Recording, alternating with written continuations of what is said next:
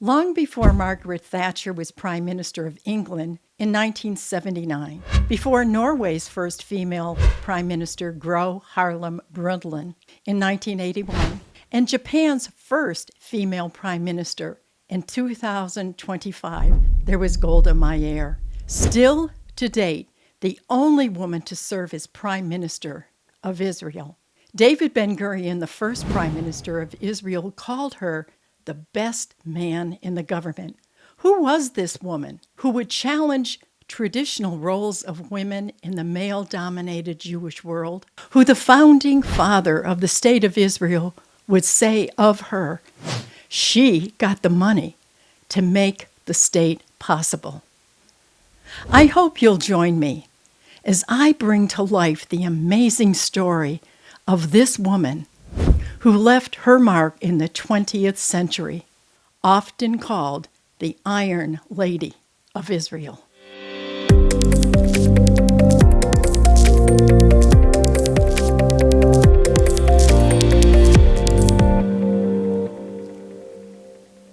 Welcome to Israel Unveiled.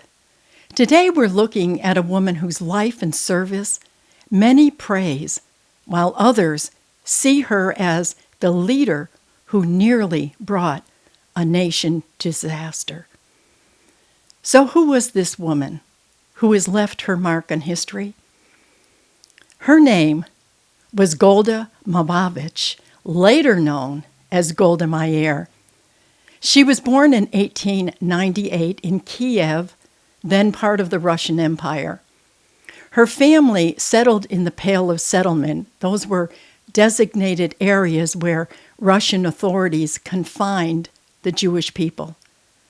These segregated areas were often places of poverty. Violent pogroms, attacks on Jewish communities in the 18th and 19th centuries in Russia and parts of Europe, were a reality for the Jewish people. Her childhood was marked by much fear. Years later, Golda summed up those early memories simply: fear, hunger, and fear. In 1902, during one particular severe wave of violence, her father Moshe made a life-changing decision for the family. They must leave all that they knew and go to America. So, hoping to build a better future, Moshe went on ahead of the family, where he could then find work and eventually send for his wife Bluma and their 3 daughters. He arrived in New York City in 1903, and it took nearly 3 years before he could finally save up enough money and bring his family to Milwaukee, Wisconsin, where he'd found work. But even before leaving Russia, something had already begun to shape Golda's future. Zionist ideas were spreading in response to the increased persecution, and calling for a Jewish homeland became the cry. Her older sister Shana became involved in these discussions. Shana was 9 years older, and she was influenced by the vision that Theodore Herzl brought, who called for a Jewish homeland. Those ideas took root in young Golda. In Milwaukee, life greatly improved. Her industrious mother opened a small grocery store, and the children helped out while they were attending school. It was here that Golda's leadership really began to show. At just 11 years old, she organized a fundraiser to provide textbooks for Russian immigrant students who couldn't afford to buy them. She spoke publicly about it, and so effectively that her speech was actually reported in the local newspaper. It was really an early sign of what was to come for Golda. Milwaukee itself was a center for socialist Zionism.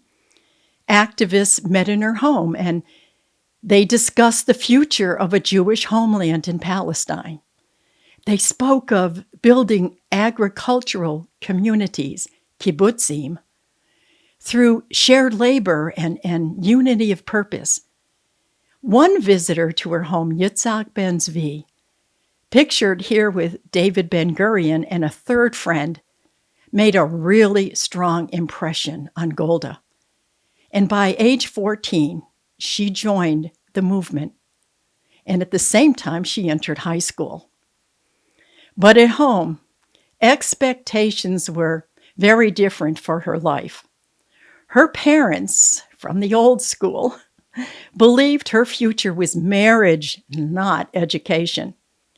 And when a match was made for her at just 14 with a 30-year-old man with a good, steady job, Golda made a bold decision.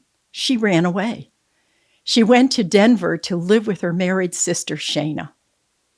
She later wrote, "Denver was a turning point.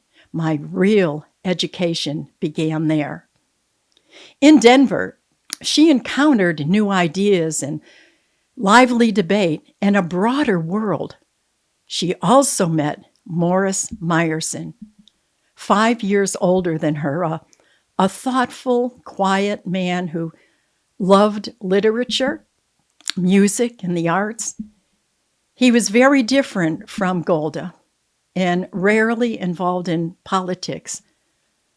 But she found in him a sense of stability, a quietness of soul.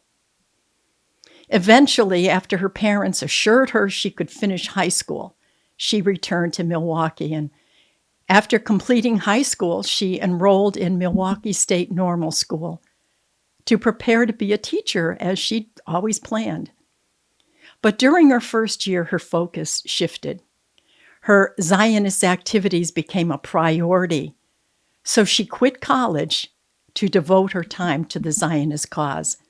And she quickly emerged as a powerful speaker for the organization Workers of Zion. Her direct, passionate style was said to move audience, and of course, it built support. Her reputation spread beyond Milwaukee.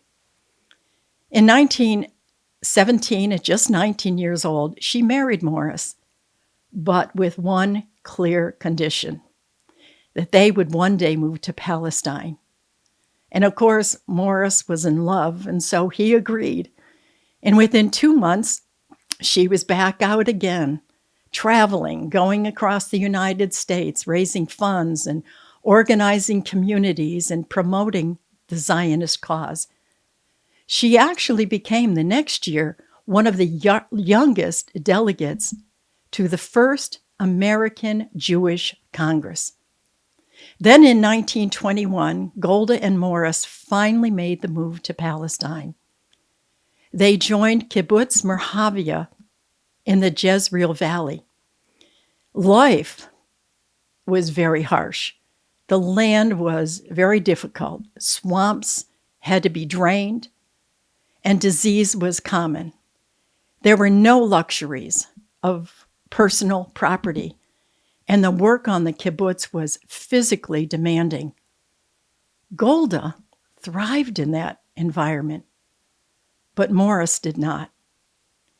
He fell ill with malaria, and he felt totally out of place and totally useless in that environment.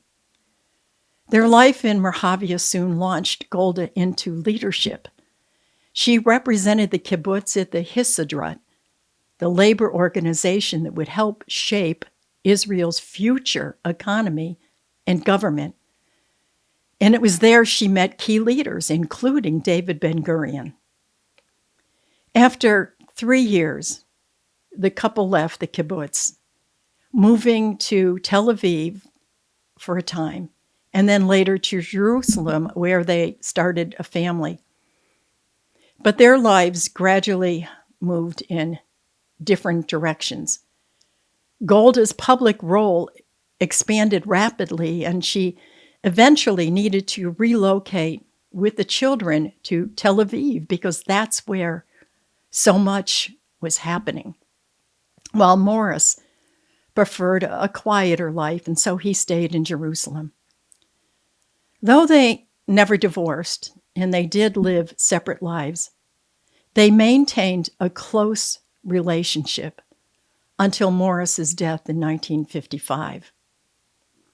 By the 1930s, Golda had risen into national leadership. She joined the executive of the Histadrut, and later she became head of the political department of the Jewish Agency. That was the closest thing to a government for the Jewish community while still in Palestine. It was a remarkable role, especially for a woman at that time. She became known as a tough negotiator, a determined leader, and an exceptional fundraiser. Those skills would prove critical as the movement for a Jewish state intensified. However, her greatest challenges were still ahead of her. There would be remarkable victories and devastating failures. Golda would go on to become one of the most influential and controversial leaders in Israel's history. Many would call Golda a woman of steel. David Ben-Gurion would famously describe her as the best man in my government. Join me next time for part 2, as we explore her significant role in the historic birth of the Jewish state to the disastrous Yom Kippur War 25 years later, for which, as Prime Minister, she would receive much blame. Yet she would finish her life leaving a legacy honored and celebrated today. If you found this podcast interesting, and I hope you did, I hope you'll click like and share. And to see more podcasts like this, please click subscribe. Be blessed and shalom.